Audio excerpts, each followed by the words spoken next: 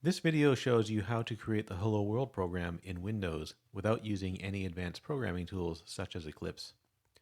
The HelloWorld program consists of a single text file that contains your Java source code, so we need to make a text file. In Windows, I'm going to use Notepad, but you can use any editor that you like.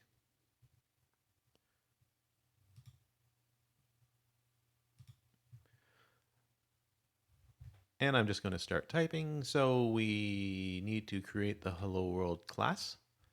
So we're going to type class Hello World. We then need to create the main method. So that's public static void main string args. And the one line of code that's in the main method is simply system.out.println, and then the string hello world, which is all in quotes.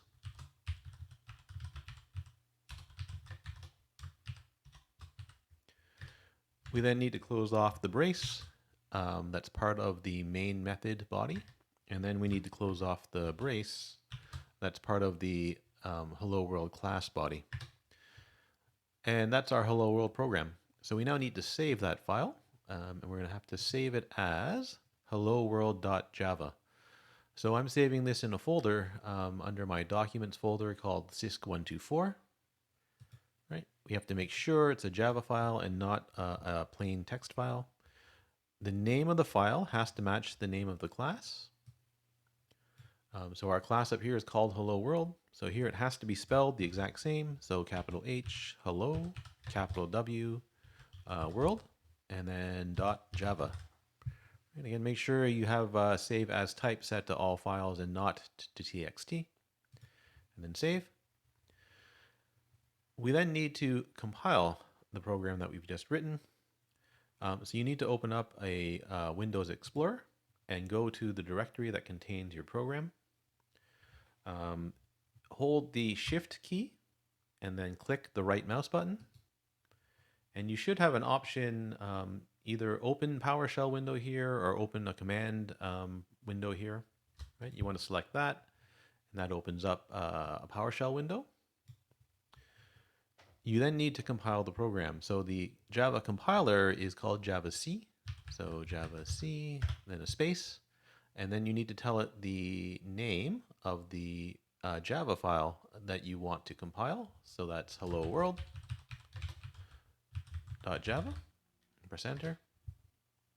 If you've typed in everything correctly, you won't see any additional output.